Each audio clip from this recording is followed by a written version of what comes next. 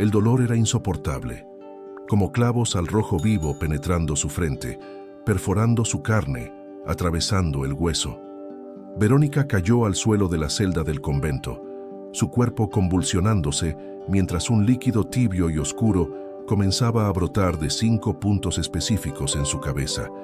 Las hermanas que corrieron a auxiliarla quedaron paralizadas por el horror y el asombro. Sangre fresca manaba de su frente, formando un patrón que ninguna mente humana podría haber diseñado. Eran las marcas de la corona de espinas de Cristo. Corría el año 1694 en la ciudad italiana de Città di Castello, y lo que comenzaba a manifestarse en el cuerpo de esta monja capuchina iba a convertirse en uno de los casos de estigmatización más documentados y estudiados de toda la historia de la Iglesia. Pero esto era apenas el comienzo. Durante los siguientes 33 años, Verónica Giuliani viviría con heridas abiertas que nunca sanaron, que sangraban cada viernes, que dolían con una intensidad que la hacía gritar en las noches. Los médicos vendrían, la examinarían, escribirían informes detallados. La Iglesia la investigaría, la sometería a pruebas humillantes, la obligaría a mostrar sus heridas una y otra vez. Sus superioras llegarían a dudar de ella, a acusarla de fraude, a tratarla con dureza y desprecio. Y sin embargo, nada de esto quebrantó su espíritu, porque Verónica había pedido esto, había rogado a Dios que le permitiera compartir los sufrimientos de Cristo de la manera más literal, más física, más dolorosa posible, y Él le había concedido su petición. Esta es la historia de una mujer que amó tan intensamente a Dios que su propio cuerpo se transformó en un testimonio viviente de la pasión. Una historia de sufrimiento místico, de éxtasis divinos, de visiones celestiales y batallas demoníacas. La historia de una santa que escribió más de 20.000 páginas de diarios espirituales, que sirvió como abadesa de su convento durante 11 años mientras sangraba diariamente de sus heridas, y cuyo corazón, al ser examinado después de su muerte, reveló símbolos de la pasión grabados milagrosamente en su tejido muscular. Bienvenidos a Historias de Santos para Dormir. Esta noche, mientras las sombras se alargan y el silencio envuelve tu habitación, te invito a conocer a Santa Verónica Giuliani, la mística de las 5 llagas, cuya vida desafió las leyes de la medicina, desconcertó a los escépticos de su tiempo y continúa asombrando a científicos y creyentes por igual hasta nuestros días. Si esta historia toca tu corazón, no olvides suscribirte a nuestro canal y activar la campanita para no perderte ninguna historia de santidad. Comparte este video con tus amigos y familiares que necesiten conocer el poder transformador del amor de Dios. Y hazte miembro de nuestro canal para acceder a videos exclusivos y contenido anticipado que fortalecerá tu fe cada día. Orsola Giuliani nació el 27 de diciembre de 1660 en Mercatello sul Metauro, una pequeña ciudad medieval enclavada en las colinas de la región de las Marcas, en el centro de Italia. Era el corazón del invierno y la nieve cubría los tejados de las casas de piedra cuando su primer llanto rompió el silencio de aquella noche fría. Su padre, Francesco Giuliani, era un hombre de profunda fe, capitán de la aduana pontificia y supervisor de las finanzas públicas de la región. Su madre, Benedetta Mancini, era conocida en toda la comarca por su caridad incansable con los pobres y su devoción extraordinaria a la Eucaristía. La Italia de aquella época era un mosaico de estados pontificios, ducados y repúblicas, un territorio donde el poder temporal de la Iglesia aún se extendía sobre vastas regiones. El siglo XVII había sido testigo de la Contrarreforma católica, del florecimiento del arte barroco, de santos como Francisco de Sales y Juan de la Cruz, cuyas obras místicas circulaban entre los devotos. Era una era de fervor religioso intenso, pero también de pobreza generalizada, epidemias recurrentes y guerras constantes entre los pequeños estados italianos. En este mundo convulso, la familia Giuliani representaba un oasis de estabilidad y piedad. Francesco y Benedetta tuvieron 7 hijas y educaron a cada una de ellas en un ambiente saturado de oración y servicio. La casa Giuliani no era un hogar común. Cada mañana comenzaba con misa familiar. Las comidas se hacían en silencio mientras uno de los miembros leía en voz alta pasajes de las Escrituras o de las vidas de los santos. Los viernes, toda la familia ayunaba en memoria de la pasión de Cristo. Y cada noche, antes del sueño, se reunían para rezar el rosario completo, las cuentas deslizándose entre dedos pequeños y grandes, las voces susurrando avemarías en la penumbra iluminada apenas por velas temblorosas. Pero había algo diferente en la pequeña Orsola desde sus primeros años. A los 3 años de edad, cuando otras niñas apenas balbuceaban frases completas, ella ya hablaba con naturalidad sobre Jesús como si fuera su mejor amigo. Su madre la encontraba a menudo en su habitación, arrodillada frente a una pequeña imagen del crucifijo, hablándole a Cristo con la confianza íntima de quien conversa con alguien presente. A los 4 años, Orsola experimentó su primera visión mística. Estaba jugando en el jardín cuando de pronto se quedó inmóvil, los ojos fijos en un punto invisible del aire. Su madre, que la observaba desde la ventana, notó que los labios de la niña se movían como si hablara con alguien. Cuando la pequeña volvió en sí misma, corrió hacia Benedetta con los ojos brillantes de lágrimas de alegría. «Mamá», dijo con voz temblorosa, «acabo de ver a la Santísima Virgen María. Vestía de azul y blanco, y me sonreía. Me dijo que Jesús me ama mucho, y que debo ser muy buena siempre». Benedetta no descartó las palabras de su hija como fantasías infantiles. Ella misma era una mujer de profunda vida interior, y reconoció en los ojos de Orsola algo que trascendía la imaginación de una niña. Si lo que disfrutas son estas historias que fortalecen tu fe, te invito a dejar tu comentario contándonos desde qué ciudad nos escuchas y cuáles son tus intenciones de oración. Cada comentario es leído y llevado en oración, y si quieres formar parte de nuestra comunidad especial, hazte miembro del canal para recibir contenido exclusivo y videos antes que nadie. Los años de la infancia de Orsola transcurrieron como un entrenamiento espiritual intenso, aunque ella no lo sabía entonces. A los 5 años, comenzó a practicar pequeñas mortificaciones en secreto. Escondía debajo de su vestido cinturones ásperos tejidos con crin de caballo que le raspaban la delicada piel de su cintura. Rechazaba los dulces que le ofrecían, ofreciendo este pequeño sacrificio por las almas del purgatorio. Dormía sobre el suelo de madera de su habitación en lugar de su cama, colocando apenas una manta delgada entre su cuerpo y las tablas frías.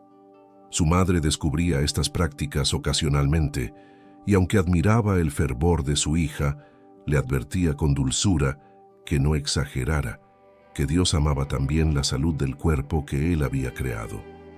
Pero Orsola sentía un fuego interior que no podía explicar con palabras, un deseo ardiente de demostrarle a Cristo cuánto lo amaba, un anhelo de sentir, aunque fuera una fracción microscópica del dolor que él había sufrido en la cruz por amor a ella.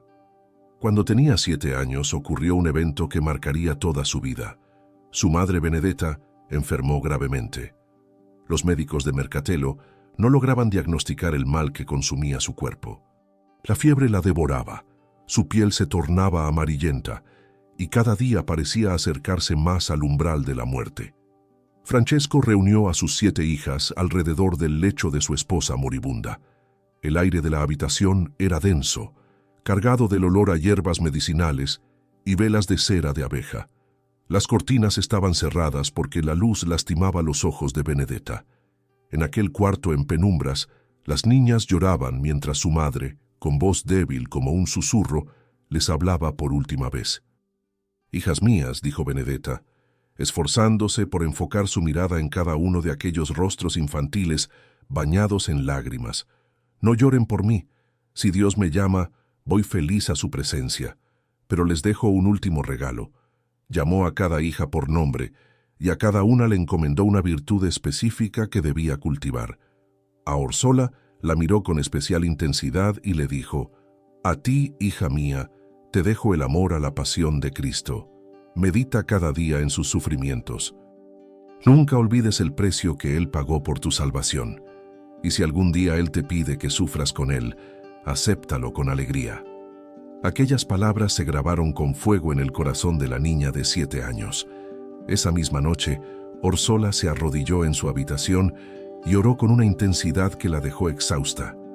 Jesús, rogó entre sollozos, no te lleves a mi mamá, pero si es tu voluntad llevarla, tómame a mí en su lugar.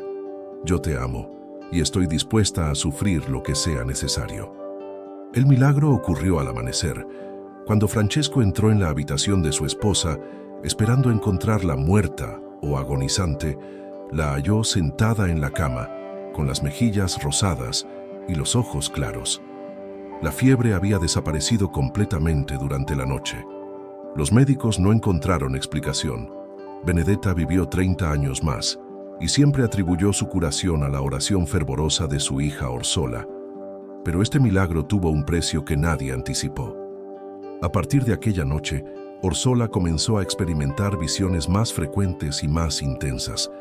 Veía a Cristo crucificado durante sus oraciones, tan real y tangible como si estuviera físicamente presente en su habitación. Escuchaba su voz, suave pero clara, hablándole de amor, de sufrimiento redentor, de la necesidad de víctimas de expiación que ofrecieran sus vidas para compensar los pecados del mundo. La niña no comprendía completamente lo que estas experiencias significaban, pero su corazón respondía con un sí incondicional. A los 11 años, Orsola comunicó a sus padres su deseo de entrar en el convento. Francesco y Benedetta no se sorprendieron. Habían observado el desarrollo de la vida interior de su hija durante años, pero le pidieron que esperara, que madurara un poco más, que confirmara su vocación con el tiempo. Orsola aceptó la espera con obediencia, pero su resolución nunca vaciló. Utilizó aquellos años de espera para intensificar su vida de oración y penitencia. Leía vorazmente las vidas de los santos, especialmente de las místicas como Catalina de Siena y Teresa de Ávila. Se despertaba en medio de la noche para orar mientras todos dormían, arrodillada en el suelo frío de su habitación, experimentando ya en aquellos años de adolescencia tempranas los primeros éxtasis místicos que la dejarían inmóvil durante horas, completamente absorta en la contemplación de Dios. En 1670, cuando Orsola tenía apenas 9 años, su familia se mudó a Piacenza, una ciudad más grande en la región de Emilia-Romagna, donde Francesco había recibido un nombramiento importante en la administración ducal. Esta mudanza expuso a la joven a una realidad más amplia del mundo. Piacenza era una ciudad de contrastes violentos, palacios magníficos de la nobleza junto a barrios miserables donde la pobreza aplastaba a las familias. Iglesias barrocas de mármol y oro se elevaban sobre calles donde mendigos y enfermos suplicaban limosna. Era la Italia del siglo XVII en toda su complejidad, un tiempo donde la fe y la superstición se entremezclaban, donde la santidad genuina coexistía con la corrupción eclesiástica, donde místicos auténticos eran investigados con la misma sospecha que los charlatanes. Orsola caminaba por aquellas calles acompañada de su madre, distribuyendo pan a los pobres, visitando a los enfermos en sus casas malolientes, donde la peste y la tuberculosis se llevaban vidas cada semana. Veía el sufrimiento humano en su forma más cruda, y cada vez que presenciaba dolor, su corazón se encendía con el deseo de ofrecerse como víctima de reparación. Pero el mundo también tenía otros planes para una joven hermosa y de buena familia, como Orsola. A los 17 años, varios pretendientes comenzaron a solicitar su mano en matrimonio. Eran hombres de posición, de fortuna, que podían ofrecerle una vida cómoda y respetable. Su padre, aunque conocía las inclinaciones religiosas de su hija, le presentó estas propuestas, dándole plena libertad para decidir. La respuesta de Orsola fue inmediata y definitiva. «Padre», dijo con voz firme pero respetuosa, «yo ya tengo esposo. Me he prometido a Cristo desde que era niña, y no puedo romper mi promesa. Ningún hombre terrenal puede darme lo que mi alma desea. Pido su bendición para entrar en el convento». Francesco miró a su hija. Vio la determinación inquebrantable en sus ojos y supo que era inútil intentar disuadirla. Consultó con su esposa Benedetta y ambos dieron su consentimiento. En el otoño de 1677, cuando Orsola tenía 17 años, entró como postulante en el monasterio de las Capuchinas de Città di Castello, en Umbría. El día de su partida fue una mezcla de lágrimas y alegría. Sus hermanas lloraban abrazándola, conscientes de que probablemente nunca volverían a verla, pues las monjas de clausura no salían jamás de sus conventos. Su padre la bendijo con manos temblorosas. Su madre la abrazó largo rato, recordando aquella noche hacía 10 años, cuando había encomendado a esta hija el amor a la pasión de Cristo. Ninguna de ellas imaginaba hasta qué extremos ese amor llevaría a Orsola. El viaje a Città di Castello tomó varios días por caminos accidentados de montaña. Orsola iba acompañada de su padre y de un pequeño séquito. Miraba por la ventana del carruaje los paisajes de Italia central, los olivares plateados bajo el sol, las viñas que trepaban por las colinas, los campanarios de piedra de los pueblos que atravesaban. Sabía que estaba dejando atrás todo lo que conocía, pero su corazón desbordaba de paz. Cuando finalmente llegaron a Città di Castello y el carruaje se detuvo frente a las altas murallas del monasterio de Santa Clara, Orsola descendió con pasos firmes. La puerta de madera maciza del convento se abrió lentamente, rechinando sobre sus bisagras antiguas. Del interior surgió un aroma a incienso y cera. Una monja anciana con hábito marrón y velo negro apareció en el umbral. Orsola miró una última vez a su padre, le sonrió con ternura y cruzó el umbral. La puerta se cerró detrás de ella con un sonido definitivo, como el cierre de un capítulo y la apertura de otro completamente diferente. Acababa de comenzar la transformación de Orsola Giuliani en Sor Verónica, la mística que llevaría en su cuerpo las marcas visibles de la pasión de Cristo. La vida conventual en el siglo XVII era de una austeridad que hoy nos resulta casi incomprensible. Las capuchinas, la rama femenina de los franciscanos reformados, seguían una regla de pobreza extrema y penitencia rigurosa.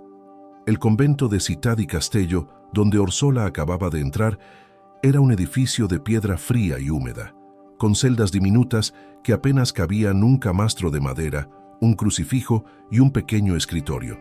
Las ventanas eran estrechas, permitiendo entrar apenas un hilo de luz. El silencio era la norma, roto solamente por las campanas que marcaban las horas de oración, 7 veces al día, comenzando con maitines a las 2 de la madrugada.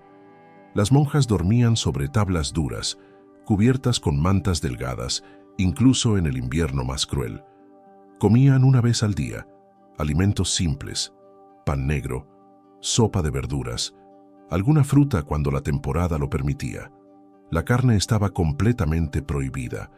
Ayunaban 3 días a la semana y durante toda la cuaresma. No había calefacción, y en invierno el frío era tan intenso que el agua de las jarras se congelaba durante la noche. Las manos y los pies se agrietaban y sangraban por el sabañón. Pero para Orsola, esto era el paraíso. Aquí podía entregarse completamente a la vida de oración sin distracciones mundanas. Aquí podía amar a Cristo con una intensidad que el mundo exterior nunca le permitiría. El 28 de octubre de 1677, Orsola recibió el hábito de las capuchinas y tomó el nombre religioso de Sor Verónica, en honor a Santa Verónica, que había enjugado el rostro de Cristo en el camino al Calvario. Este nombre no fue casualidad, fue profético. Verónica pasó su año de noviciado en una intensidad espiritual que asombró incluso a las monjas más experimentadas. Se levantaba 1 hora antes que las demás para tener tiempo extra de oración. Durante la misa diaria caía en éxtasis con tal frecuencia que la maestra de novicias tuvo que designar a 2 hermanas para sostenerla y evitar que cayera al suelo. Sus compañeras novicias la encontraban a menudo arrodillada en la capilla en medio de la noche, los brazos extendidos en forma de cruz, lágrimas corriendo por sus mejillas, completamente absorta en la contemplación. Pero lo que realmente comenzó a distinguir a Verónica fue algo más perturbador. Empezó a hablar abiertamente de sus diálogos con Cristo. No eran conversaciones vagas o simbólicas, eran intercambios específicos, detallados, íntimos. Cristo le hablaba, le decía, sobre el estado de pecado del mundo, sobre la tibieza de muchos sacerdotes, sobre su deseo de encontrar almas generosas que se ofrecieran como víctimas de reparación. Y Verónica respondía a estas peticiones con un entusiasmo que rayaba en lo temerario. «Señor», le decía en sus oraciones, «dame todo el sufrimiento que quieras, dame las enfermedades que otros deberían padecer, dame las tentaciones que destruirían a otras almas, dame tu cruz y déjame cargarla contigo hasta el Calvario, dame tus mismas llagas si así lo deseas». La maestra de novicias, una mujer sabia llamada Sor María, escuchaba estos relatos con una mezcla de admiración y preocupación. Por un lado, reconocía en Verónica los signos clásicos de una genuina vida mística. Por otro, temía que la joven estuviera cayendo en ilusiones espirituales o, peor aún, en orgullo espiritual disfrazado de humildad. Decidió someterla a pruebas. Le ordenó que dejara de ayunar más allá de lo prescrito por la regla. Verónica obedeció sin quejarse. Le prohibió las vigilias nocturnas extra. Verónica aceptó la orden con mansedumbre. Le asignó los trabajos más humillantes del convento: limpiar los retretes, lavar la ropa sucia de las hermanas enfermas, fregar los pisos de la cocina. Verónica realizó cada tarea con alegría evidente. La obediencia de Verónica convenció a Sor María de que las experiencias de la joven eran genuinas. Una persona que buscara atención o que estuviera engañada por el demonio se habría resistido, habría argumentado, habría mostrado resentimiento. Verónica solo mostraba paz. El 22 de octubre de 1678, Verónica pronunció sus votos solemnes de pobreza, castidad y obediencia. Tenía 18 años. Aquel día, postrada en el suelo frío de la capilla del convento, cubierta con un paño mortuorio negro que simbolizaba su muerte al mundo, Verónica sintió que su vida anterior terminaba completamente. Ya no era Orsola Giuliani, hija de Francesco y Benedetta. Era Sor Verónica, esposa de Cristo crucificado. Y Cristo, según sus propios testimonios escritos, le habló claramente aquel día durante la ceremonia. «Hija mía», le dijo con voz que solo ella escuchaba, «te he elegido para ser un libro vivo de mi pasión. Tu cuerpo llevará las marcas de mi sufrimiento. Serás cuestionada, humillada, perseguida incluso por tus propias hermanas, pero permanece fiel y al final serás glorificada conmigo». Verónica no sabía todavía lo literales que serían estas palabras. Los años siguientes fueron de preparación. Verónica fue asignada a diversos trabajos en el convento: ayudante en la enfermería, donde cuidaba a las hermanas ancianas y enfermas; maestra de novicias, donde formaba a las jóvenes que ingresaban; y finalmente portera, encargada de atender la puerta del convento y recibir a los visitantes. Este último cargo, considerado menor y humilde, fue en realidad una gracia divina para Verónica. Como portera, tenía contacto con el mundo exterior sin romper la clausura. Las personas venían a buscar consejo, a pedir oraciones, a compartir sus sufrimientos. Y Verónica, con su don de lectura de almas, podía ver directamente el estado espiritual de cada visitante. Sabía qué pecados cargaban sin que se lo dijeran, conocía sus luchas internas y ofrecía palabras de consuelo o de exhortación según el Espíritu Santo la inspiraba. Pero su vida interior se intensificaba cada día de manera dramática. En 1694, cuando Verónica tenía 33 años, la edad de Cristo durante su pasión, comenzaron a manifestarse los fenómenos sobrenaturales más extraordinarios. Todo comenzó un Viernes Santo. Verónica estaba meditando en la capilla sobre el momento en que Cristo fue coronado con espinas. Cerró los ojos y se sumergió tan profundamente en la contemplación que perdió conciencia del mundo físico a su alrededor. En su visión, veía a Cristo frente a ella. Los soldados romanos trenzaban una corona de espinas largas y afiladas. La colocaban sobre la cabeza sagrada de Jesús con brutalidad. golpeándola con varas para que las espinas penetraran profundamente en el cuero cabelludo. La sangre brotaba, corría por el rostro divino, entraba en sus ojos, goteaba desde su barba. Verónica, en su éxtasis, sintió un dolor repentino e insoportable en su propia frente. 5 puntos específicos comenzaron a arder como si hierros candentes la atravesaran. Gritó de dolor y cayó al suelo. Cuando las hermanas corrieron a auxiliarla, descubrieron algo que las llenó de terror y asombro. Sangre fresca brotaba de 5 puntos en la frente de Verónica, formando un patrón circular perfecto que correspondía exactamente a la corona de espinas. No eran heridas superficiales, eran perforaciones profundas que atravesaban la piel y el tejido subcutáneo hasta el hueso. La superiora del convento, Sor Francisca, mandó llamar inmediatamente al médico de la ciudad, el doctor Gentilotti, un hombre de ciencia escéptico y meticuloso.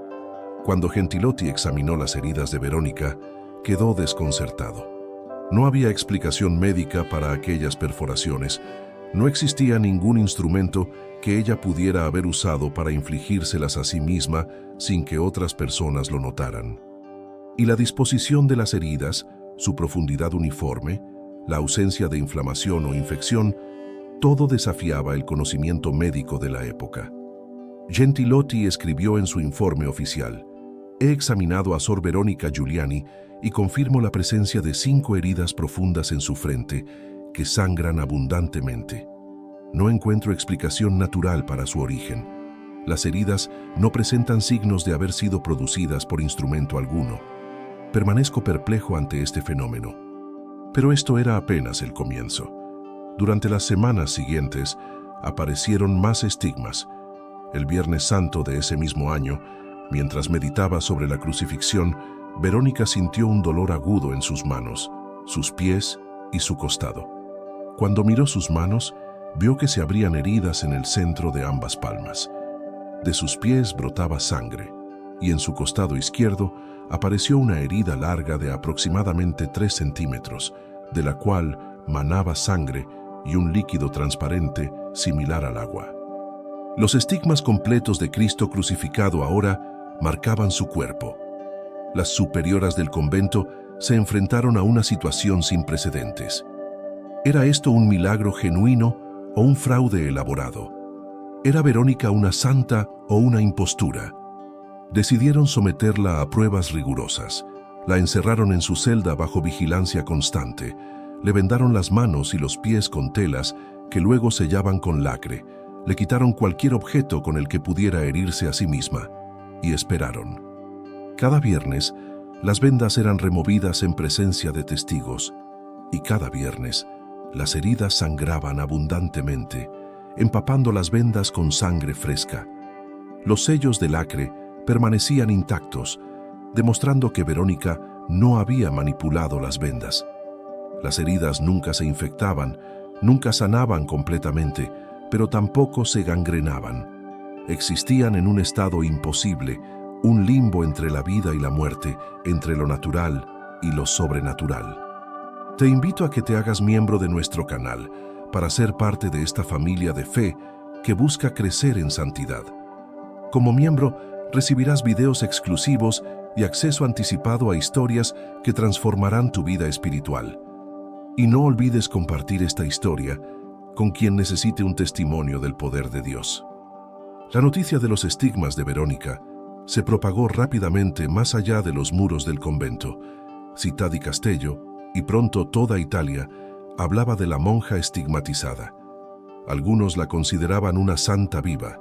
Otros, especialmente entre el clero ilustrado influenciado por el racionalismo emergente de la época, sospechaban fraude o histeria femenina. La Iglesia, siempre cautelosa ante fenómenos extraordinarios, ordenó una investigación oficial. El obispo de Città di Castello, Monseñor Eustachio Eustachi, era un hombre prudente que había visto muchas supuestas místicas resultar ser falsas. Designó una comisión de teólogos, médicos y observadores para estudiar el caso de Verónica durante años antes de emitir cualquier juicio. Verónica fue sometida a humillaciones que habrían quebrado a cualquier persona menos santa. La obligaron a mostrar sus heridas repetidamente a extraños, médicos que la pinchaban y examinaban como si fuera un espécimen científico. Algunos le aplicaban sustancias químicas en las llagas para probar si eran genuinas o producidas artificialmente. La interrogaban durante horas, buscando contradicciones en sus testimonios. Le prohibieron recibir la comunión durante largos periodos para ver si los fenómenos cesaban. La cambiaron de celda en medio de la noche sin previo aviso, registrando su habitación anterior en busca de instrumentos cortantes o sustancias que pudiera usar para simular sangre. La aislaron de las demás hermanas, prohibiéndole hablar con nadie excepto con la superiora. Incluso entre sus propias hermanas religiosas, muchas comenzaron a dudar. Algunas la trataban con frialdad, convencidas de que era una farsante que buscaba atención. Otras la envidiaban secretamente, resentidas de la notoriedad que Verónica estaba recibiendo. Unas pocas, las más caritativas, simplemente estaban confundidas y asustadas por algo que no podían comprender. ¿Cómo respondió Verónica a todo esto? Con una humildad y paciencia que terminaron por convencer hasta a sus detractores más acérrimos. Nunca se defendió, nunca protestó contra los exámenes médicos humillantes, nunca se quejó del aislamiento o la sospecha. Cuando le preguntaban sobre sus experiencias místicas, respondía con sencillez y sin adornos retóricos. Describía lo que veía y sentía sin intentar convencer a nadie.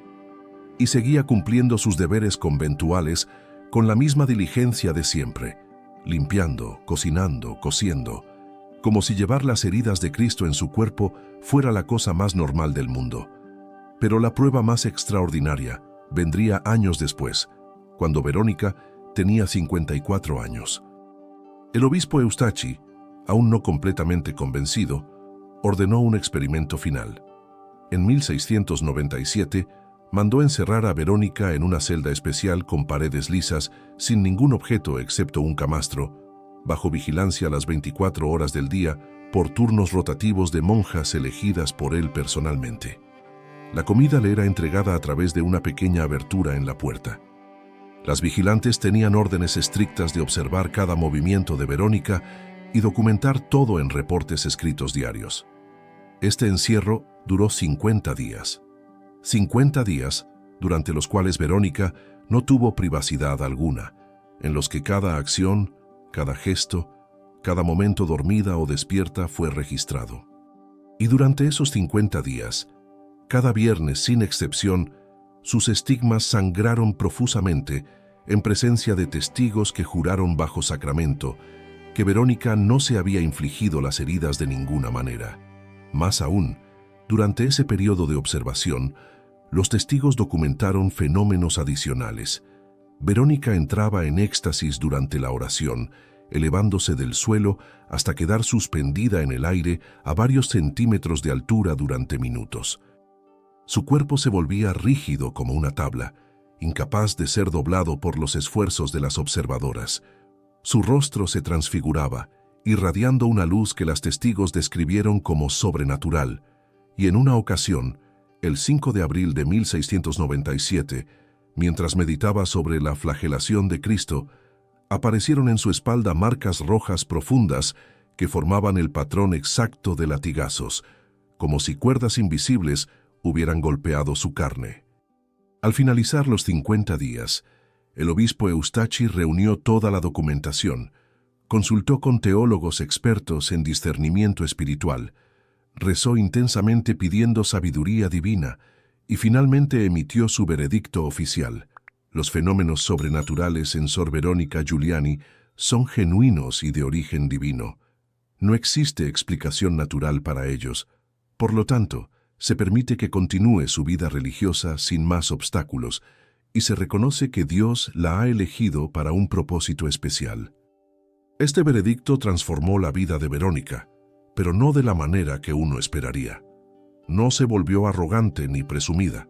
Al contrario, intensificó su humildad y su vida oculta. Rechazaba las visitas de curiosos que venían a verla. Pedía a sus superioras que no hablaran públicamente de sus experiencias y continuaba realizando los trabajos más bajos del convento con alegría, insistiendo en que era la más indigna de todas las hermanas. Pero Cristo tenía planes más grandes para ella. En 1716, cuando Verónica tenía 56 años, fue elegida abadesa del convento, la máxima autoridad después de Dios y del obispo. Este nombramiento fue providencial, porque bajo su liderazgo el convento florecería espiritualmente de maneras extraordinarias. Como abadesa, Verónica demostró poseer no solo dones místicos, sino también extraordinarios talentos administrativos y de liderazgo. El convento de Città di Castello albergaba cerca de 60 monjas, muchas de ellas ancianas o enfermas, y requería una gestión cuidadosa de recursos siempre escasos. Verónica reorganizó completamente la economía del convento. Estableció talleres donde las hermanas producían bordados y trabajos de costura de alta calidad que vendían para sostener la comunidad. Mejoró el huerto y los jardines del convento, aumentando la producción de alimentos. Implementó un sistema más eficiente de cuidado para las hermanas enfermas, designando enfermeras capacitadas y estableciendo horarios de atención. Pero sobre todo, Verónica renovó la vida espiritual de la comunidad. Instituyó períodos diarios de adoración eucarística perpetua, donde siempre había al menos una hermana orando ante el Santísimo Sacramento. Organizó conferencias espirituales semanales, donde compartía enseñanzas profundas sobre la vida interior, y estableció la práctica de la dirección espiritual personalizada, reuniéndose individualmente con cada monja para guiarla en su camino hacia la santidad. Las hermanas que inicialmente habían sospechado de ella, ahora la veneraban. Verónica gobernaba con firmeza, pero también con ternura maternal. Era estricta con la observancia de la regla, no toleraba la tibieza espiritual, pero también era infinitamente compasiva con las debilidades humanas. Conocía el estado de alma de cada hermana, sus luchas particulares, sus tentaciones específicas y sabía exactamente qué palabra de ánimo o qué corrección necesitaba cada una. Durante su tiempo como abadesa, Verónica continuó experimentando fenómenos místicos cada vez más extraordinarios. Pero ahora había aprendido a ocultarlos mejor, a vivirlos en la intimidad de su celda sin llamar la atención. Sin embargo, algunos eventos eran imposibles de esconder. En 1694, Verónica comenzó a tener visiones del infierno. No eran visiones simbólicas o alegóricas, sino experiencias aterradoras donde, según su propio testimonio, Dios le permitía experimentar literalmente los sufrimientos de las almas condenadas. Durante estas experiencias, que duraban horas, Verónica gritaba de dolor. Su cuerpo se retorcía. Emanaba de ella un olor nauseabundo a azufre que las demás hermanas podían oler incluso fuera de su celda. Cuando volvía en sí, quedaba exhausta durante días, pero también con una compasión renovada por los pecadores y un celo ardiente por la conversión de las almas. Verónica también tuvo visiones del purgatorio, donde contempló los sufrimientos de las almas que se purificaban antes de entrar al cielo. Estas visiones la movieron a ofrecer constantemente sus propios dolores por la liberación de estas almas. Y según testimonios de personas que la conocieron, muchas veces se le aparecían almas del purgatorio agradeciéndole por sus oraciones que les habían obtenido su liberación.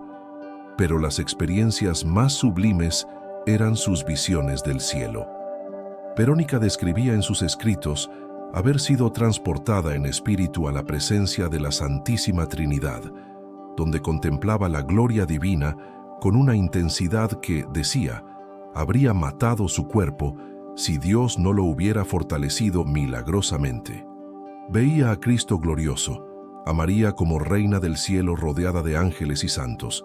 Conversaba con santos particulares que le daban mensajes para personas específicas en la tierra. Estas experiencias la dejaban radiante de alegría durante días, pero también con un anhelo doloroso de dejar esta tierra y unirse definitivamente con Dios. Un aspecto poco conocido pero fascinante de la vida de Verónica fue su batalla constante contra el demonio. Ella escribió extensamente sobre las tentaciones y ataques demoníacos que sufría. No eran tentaciones sutiles de orgullo o vanidad. aunque también experimentaba esas. Eran ataques físicos brutales. El demonio, según sus testimonios, se le aparecía en formas horripilantes. La golpeaba físicamente, dejando moretones visibles en su cuerpo. La arrastraba de su cama durante la noche, le susurraba blasfemias horribles al oído, trataba de hacer que dudara de sus experiencias místicas, sugiriéndole que todo era ilusión o que ella estaba loca. Otras hermanas que compartían el dormitorio común testificaron haber escuchado durante la noche ruidos inexplicables provenientes de la celda de Verónica, sonidos de golpes y luchas, seguidos del silencio cuando ellas se levantaban a investigar. Verónica nunca hablaba de estos ataques a menos que se lo preguntaran directamente, y cuando lo hacía, minimizaba su importancia diciendo simplemente que el demonio odiaba a quienes amaban mucho a Dios. Lo más extraordinario de todo fue el descubrimiento post-mortem que validaría definitivamente la autenticidad de sus experiencias místicas. Pero eso vendría al final de su vida terrenal. Durante sus últimos años como abadesa, Verónica recibió de Cristo una misión especial: escribir. No solo debía documentar sus experiencias místicas, sino que debía llevar un diario espiritual detallado de todo lo que Dios le comunicaba. Verónica obedeció con la misma fidelidad con que había obedecido todo lo demás. Cada noche, después de cumplir sus deberes como abadesa, atender a las hermanas enfermas y pasar horas en oración, se sentaba en su celda con pluma y tinta y escribía. A veces escribía hasta el amanecer, llenando página tras página con su caligrafía apretada y clara. No era una escritora educada en retórica o literatura. Su estilo era simple, directo, sin adornos, pero la profundidad teológica y espiritual de sus escritos asombraba a los teólogos que los leían. Verónica escribió durante más de 30 años. Al final de su vida, había producido más de 20.000 páginas manuscritas. Estas incluían su autobiografía espiritual, detallados diarios de sus visiones y éxtasis, reflexiones teológicas sobre los misterios de la fe, tratados sobre virtudes específicas y miles de cartas de dirección espiritual a personas que le consultaban. Sus escritos no fueron publicados durante su vida, permanecieron en los archivos del convento. Pero después de su muerte, cuando fueron examinados por la comisión que investigaba su causa de canonización, fueron reconocidos como obras de profunda sabiduría espiritual. Uno de los pasajes más impactantes de sus escritos describe su experiencia del intercambio místico de corazones con Cristo. En abril de 1697, Verónica tuvo una visión en la cual Cristo le abrió su costado, extrajo de allí su sagrado corazón palpitante y lo colocó dentro del pecho de ella. Luego, según su relato, Cristo tomó el corazón de Verónica y lo colocó dentro de su propio pecho, diciendo: «Ahora tú vives con mi corazón y yo con el tuyo. Ya no eres tú quien vive, sino yo quien vivo en ti». Verónica escribió que desde ese momento experimentaba físicamente los latidos del corazón de Cristo dentro de su pecho, latidos que se aceleraban durante la misa, especialmente en el momento de la consagración, y que se hacían dolorosamente intensos cada viernes al meditar en la pasión. Los últimos años de su vida terrenal estuvieron marcados por un sufrimiento físico constante, además de sus estigmas. Desarrolló una enfermedad del estómago que le causaba dolores atroces y le impedía retener alimentos. Perdió peso dramáticamente, su cuerpo se consumía, pero su espíritu permanecía radiante. Continuó sirviendo como abadesa hasta pocas semanas antes de su muerte, arrastrándose literalmente de su celda a la sala capitular para dirigir las reuniones de la comunidad cuando ya no podía caminar. En junio de 1727, a los 67 años, Verónica supo que su muerte era inminente. Cristo se le había aparecido y le había dicho que pronto vendría a buscarla para llevarla a casa. Verónica reunió a todas las hermanas de la comunidad, les pidió perdón por sus faltas como superiora, las animó a perseverar en la fidelidad a su vocación y las bendijo una por una con manos temblorosas. El 9 de julio de 1727, Verónica entró en agonía. Las hermanas se reunieron alrededor de su lecho, rezando el rosario y cantando himnos suavemente. Verónica yacía inmóvil, los ojos cerrados, la respiración cada vez más débil. Pero de repente, cerca de las 3 de la tarde, la hora en que Cristo murió en la cruz, Verónica abrió los ojos. Su rostro se iluminó con una sonrisa de alegría indescriptible. Levantó sus manos estigmatizadas hacia el cielo y exclamó con voz clara y fuerte: «Lo veo, veo a Jesús, viene por mí. Virgen María, Madre mía, ayúdame en este momento». Y entonces, su cuerpo se relajó. Su sonrisa permaneció fija en sus labios y su alma voló hacia la eternidad para unirse finalmente con el esposo que había amado tan intensamente durante toda su vida. Las hermanas lloraban, pero eran lágrimas de alegría mezcladas con tristeza. Sabían que Verónica estaba ahora donde siempre había deseado estar, contemplando cara a cara al Dios por quien había sufrido tanto. Pero lo que sucedió después de su muerte reveló el secreto final que validaría para siempre la autenticidad de su vida mística. Por orden del obispo, el cuerpo de Verónica fue sometido a una autopsia completa, algo inusual para la época. Los médicos Francesco Gentilotti y Antonio María Bordiga, ambos escépticos respecto a fenómenos místicos, realizaron el procedimiento en presencia de testigos eclesiásticos y civiles. Cuando abrieron el pecho de Verónica y extrajeron su corazón, quedaron estupefactos por lo que encontraron.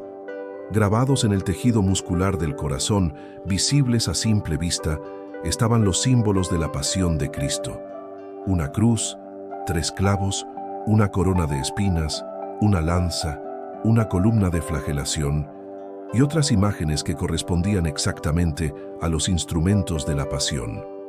No eran marcas superficiales ni dibujos. Estaban formados por el propio tejido cardíaco en una configuración que ninguna mano humana podría haber creado y que desafiaba toda explicación médica. Los médicos escribieron en su informe oficial, firmado bajo juramento: «Declaramos haber encontrado en el corazón de la difunta Sor Verónica Giuliani signos y símbolos que representan los instrumentos de la pasión de nuestro Señor Jesucristo, formados por el propio tejido del corazón de manera que no admite explicación natural. Consideramos esto un fenómeno sobrenatural que confirma la santidad de esta sierva de Dios». El corazón de Verónica fue preservado y aún hoy se conserva en un relicario en la basílica dedicada a ella en Città di Castello, donde miles de peregrinos lo veneran cada año. Estudios científicos modernos han confirmado que los símbolos son reales, no son ilusiones ópticas ni fraudes, y permanecen sin explicación médica hasta el día de hoy. Santa Verónica Giuliani, mística de las 5 llagas, esposa crucificada de Cristo, tú que conociste el dolor más profundo y el amor más sublime, escucha ahora esta humilde oración que elevamos a ti desde lo más íntimo de nuestro corazón. Tú que llevaste en tu cuerpo las marcas sagradas de la pasión de nuestro Salvador, intercede por nosotros ante el trono de Dios. Mira nuestras heridas, Santa Verónica, no las visibles en nuestra carne, sino las invisibles de nuestro espíritu. Las heridas del pecado que nos han separado de Dios, las heridas de la culpa que pesan sobre nuestra conciencia, las heridas del miedo que nos paralizan y nos impiden vivir en la libertad de los hijos de Dios, las heridas de la desesperanza que nos hacen dudar de que somos amados. Tú que ofreciste tus sufrimientos por la sanación de otros, ofrece ahora al Señor nuestras necesidades.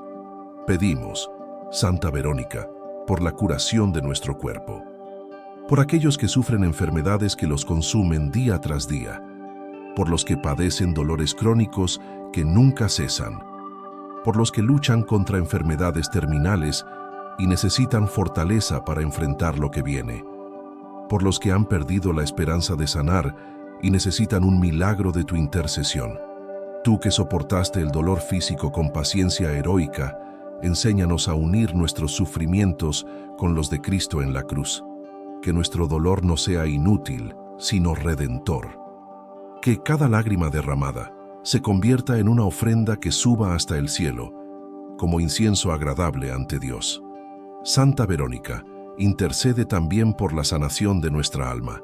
Líbranos de los vicios que nos esclavizan, del orgullo que nos ciega y nos hace creer que no necesitamos a Dios, de la lujuria que ensucia nuestro templo sagrado y profana la dignidad que Dios nos dio, de la avaricia que nos hace acumular tesoros terrenales mientras descuidamos los eternos, de la ira que destruye relaciones y siembra odio donde debería haber amor, de la gula que nos hace buscar satisfacción en las cosas creadas en lugar de en el Creador, de la envidia que nos hace amargos ante las bendiciones de otros, de la pereza espiritual que nos impide crecer en santidad. Tú que luchaste contra las tentaciones del demonio con la armadura de la oración y los sacramentos, enséñanos a pelear nuestras batallas espirituales. Cuando el enemigo nos susurre mentiras, recuérdanos la verdad del Evangelio. Cuando nos tienta a desesperarnos, muéstranos la misericordia infinita de Dios. Cuando nos quiere hacer caer, sosténnos con tu intercesión poderosa.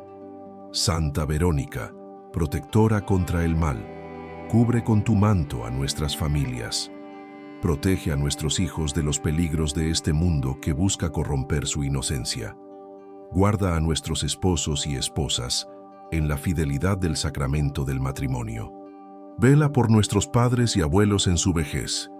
Reúne a las familias divididas por conflictos y resentimientos. Trae paz a los hogares donde hay discordia. Lleva luz donde hay oscuridad. Lleva esperanza donde hay desesperación.